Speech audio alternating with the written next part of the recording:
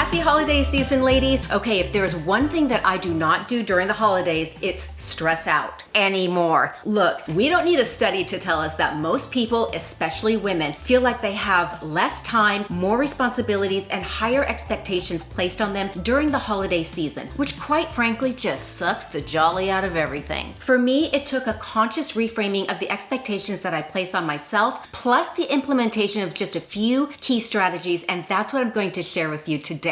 Here are 10 smart ways to reduce the stress and enjoy the holiday season more. And if you like videos like this, hit like, subscribe, and let's do this. First and foremost, this is going to form the foundation of the rest of what I'm going to share with you. Identify what stresses you out and what you enjoy the most. Take out a piece of paper, draw a line down the middle. On the left-hand side, I want you to jot down 1 to 3 main things about the holidays that brings you anxiety. These are the things that when you think about them, you just feel your stomach clenching. Maybe it's too many obligatory parties and events, too many people on your gift list, or just an overload of cooking and meal planning. On the right side, you got it. The main things that you actually love and enjoy. These are the things that when you think about, you go, ooh, I'm so excited to do that. Do you love baking and listening to Christmas music? Maybe you even love gift wrapping. Whatever it is, write it down. Identifying what you enjoy and what you don't enjoy helps create clarity around where to simplify and where you're going to let go. That way you can invest energy in doing the things that you love to do and just enjoy the season more. Number 2, remember that some of the best memories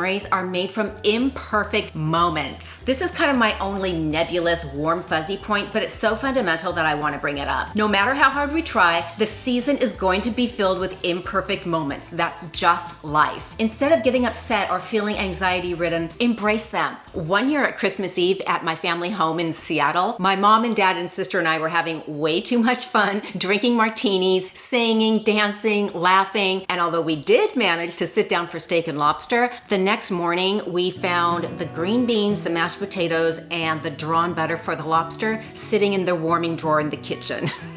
It's still something that we look back and laugh at. My point is, when goofs and mistakes happen, and they will, embrace them. Those are part of life's best moments. Gratitude. Put it where you can see it. Focusing on gratitude sounds like a really obvious thing, right? But when stress kicks in, it's super easy to get sucked into the holiday obligation vortex. Ugh, I still have 10 more people left on my gift list. Or, oh my God, I'm so exhausted, but we still have 4 more holidays parties to go to this week. Instead, here's what I want you to do. Write down 3 to 5 things for which you are grateful. It's your list, so just write down what brings you immediate joy. Now, stick it next to your bathroom mirror so it's the first thing that you see every morning. Let that act as your rudder for the day. Not only is it going to get the day off to a happy, joyful start, but it's going to help keep things into perspective as you progress throughout the day. 4, stick to your workout schedule.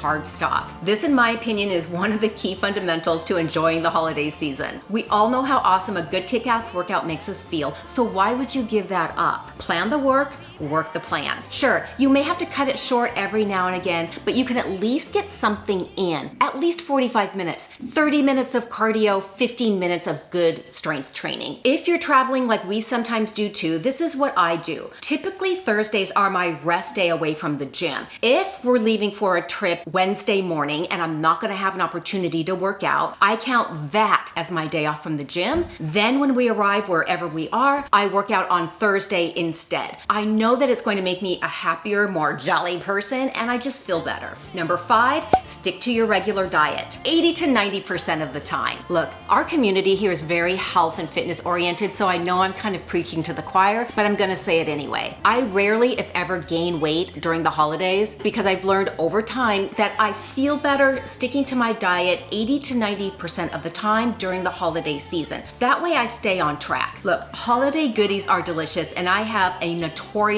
sweet tooth, but too much of all that stuff just makes us not feel good. We feel tired, we feel sluggish, we have a lack of energy, mood fog, and just grumpy. Who wants to feel like that? Nobody does. Instead, focus on your regular routine and then just allow yourself a few indulgences now and again. For example, if we're going to a party that night, I get my workout in, I eat extra clean all day, and I always eat either a light meal or at least a good light snack before we go to the party. 1, I show up feeling good. 2, I'm not starving and ravenous. And 3, if they have delicious things there that I love, which they probably will, I have no problem indulging in a few things. back on the horse the next morning. Number 6, have 3 to 4 holiday outfits ready to go. And know that it's totally fine to wear the same outfit more than once. You all know the types of holiday parties that you personally generally attend. Casual, fancy, more professional, or all three. Pulling together 3 to 4 full outfits, including the bag, shoe, and jewelry you'll wear, is key. Try everything on, make sure that it fits, make sure all the buttons, zippers, hems are all in place so they're ready to go. Dry cleaned, fresh, and laundered. No surprises. Now just take a quick picture of all of your outfits so that you remember what accessories you put with it, and then put it in a designated spot in your own closet. Now they're ready for you to grab and go. Also, it is completely fine to wear the same outfit to different events. The outfit you wore to your holiday Christmas party is probably perfectly fine to wear to your husband or significant other's holiday party. Big deal. If it makes you feel fresher, swap out the shoes or swap out the jewelry for something different. It's about making your life easier, not about always having to have a new outfit. Pick and choose your parties. The holidays are the one time of year when it's probably pretty easy to make up an excuse if there's a party you don't want to go to. Take advantage of that. Pick the ones you really want to go to and decline the others. You're not obligated. Oh darn, we'll be out of town that weekend. Shoot, we've got another party planned for that exact same night.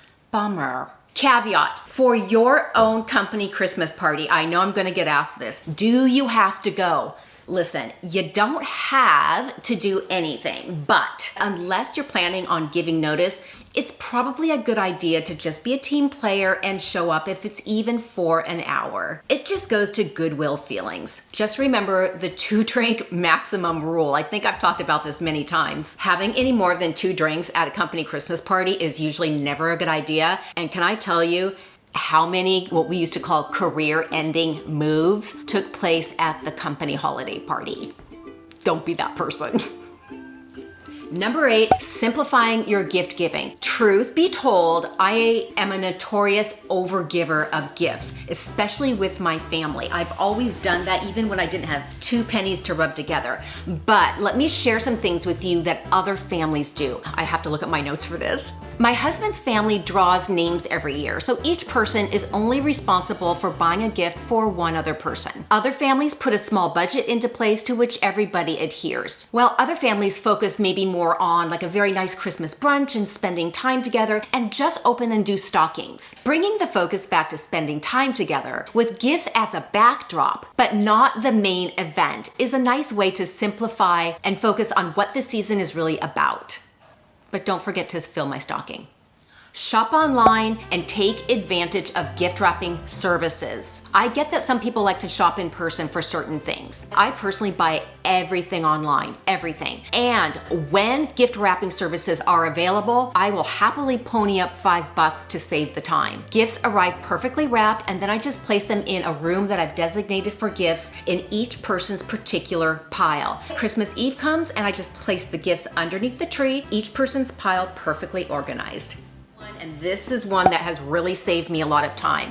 Delegate and outsource. There are 4 big things that I do to make my life much easier over Thanksgiving and Christmas. The day before Thanksgiving and Christmas Day, the florist delivers pretty centerpieces that I have already ordered weeks prior. Next, I have our housekeepers clean, set the table, and arrange the centerpieces. The linens were already dry cleaned after the last use, so I know there's not going to be any surprises.